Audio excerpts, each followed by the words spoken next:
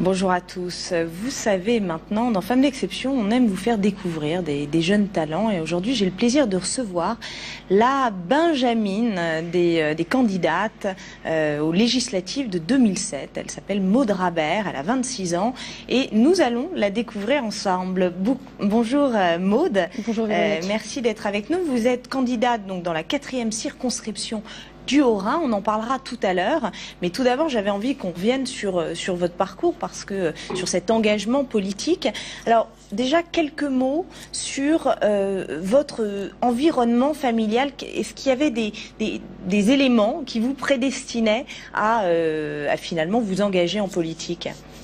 Alors en politique, pas particulièrement, mais je pense que dans ma famille, il y a toute une série de gens, et je pense à mes parents en particulier, qui croient très fort au service public.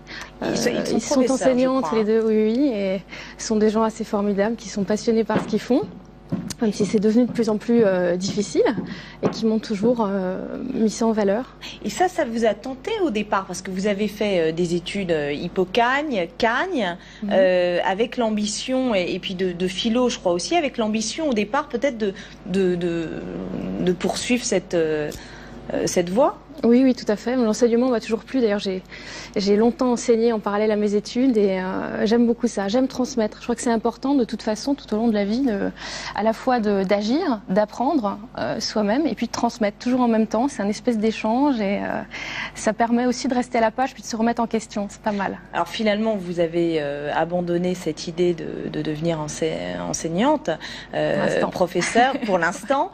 Vous avez fait Sciences Po à Paris, donc rentré après cette Cagne. Là, c'était déjà avec cette ambition, in fine, de faire de la politique.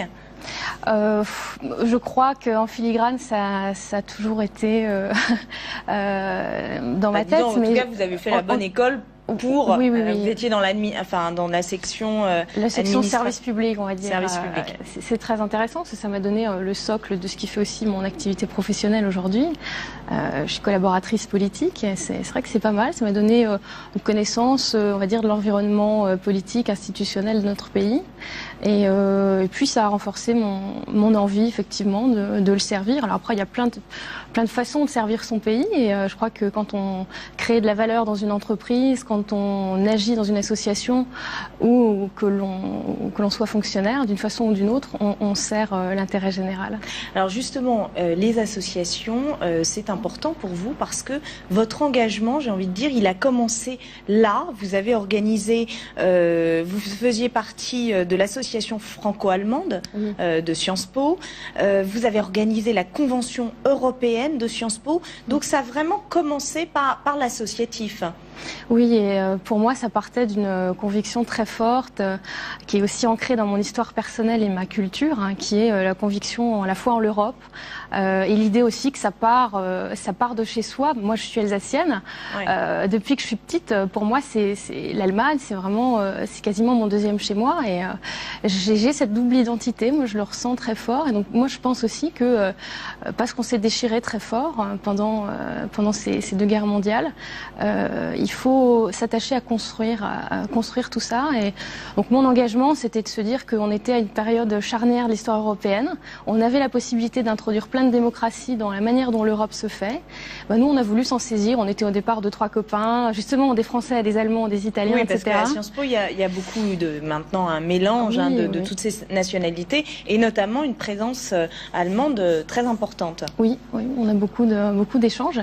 Puis je me souviens, on était dans un café, bord d'une table, puis on s'est dit, allez, on va s'impliquer là-dedans. En tant que jeune, on a des idées à mettre sur la table. Et on va travailler. Et ça a duré finalement, ça devait durer 2-3 mois, ça a duré plus d'1 an. Et on a réussi à emmener avec nous une 60aine d'universités européennes. Ça, c'est la Convention européenne. Exactement. Et on a tous ensemble travaillé sur un document qu'on a remis sur la table du vice-président du Parlement européen en lui disant, tenez compte de ce qu'on vous dit parce que les jeunes doivent aussi faire l'Europe. Alors, quelles étaient les grandes idées justement de ce document sur les thématiques phares en tout cas? Je crois qu'il y en avait une qui était pour nous vraiment essentielle, c'était l'idée de rapprocher l'Europe des citoyens. Comment on fait ça? Par quoi ça passe? Comment on le fait? Je pense que c'est un renforcement du Parlement européen. C'est aussi le fait peut-être d'avoir des circonscriptions qui seraient une circonscription qui serait nationale, voire une circonscription européenne. Ça veut dire aussi créer des partis politiques européens. Il y a quand même des regroupements de partis au Parlement européen. Oui, mais pour l'instant, c'est plutôt, on va dire, une mosaïque de partis nationaux. Et on le voit parfois en termes de vote. Les alliances sont plus complexes que simplement le PSE ou PPE. Et moi, je crois que c'est important aussi d'avoir la structure de militantisme, c'est-à-dire le parti qui correspond à cette réalité européenne. Est-ce que vous croyez que justement les citoyens français notamment, mais aussi allemands, vous parliez de l'Allemagne, sont prêts à et ont conscience de se sentir pleinement européens? On a vu le référendum sur la Constitution.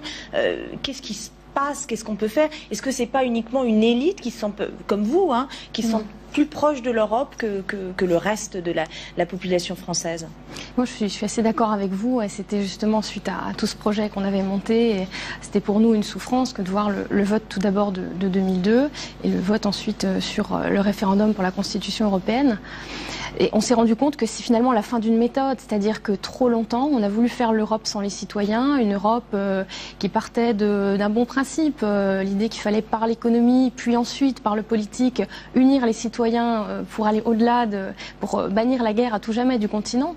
Voilà, il se trouve que c'est devenu technocratique et évidemment, les citoyens aujourd'hui ne peuvent plus accepter ça.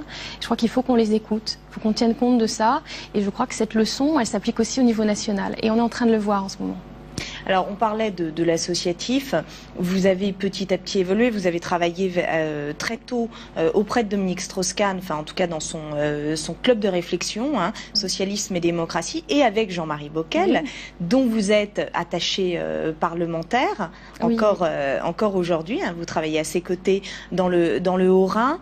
Ça a été je dirais, le deuxième déclic, une prise de conscience petit à petit politique. Il fallait vous engager plus qu'associatif. Il fallait véritablement vous engager en politique? Oui. Moi, de façon générale, j'aime pas trop être embrigadée. Donc c'est vrai que j'ai un peu observé avant de m'investir dans un parti, parce que ce que je pressentais, je l'ai observé en arrivant. C'est-à-dire que c'est un parti politique, c'est une structure de militantisme qui est formidable pour apprendre la politique. C'est aussi avant tout une structure qui vise à prendre le pouvoir et à le conserver. Et donc avec ses petits jeux, ses luttes d'influence, des choses parfois un peu stériles ou autres. Mais ça reste la structure dans laquelle ça se passe. Et moi, j'ai eu envie de m'y investir parce que pour moi, c'est vraiment un choix entier.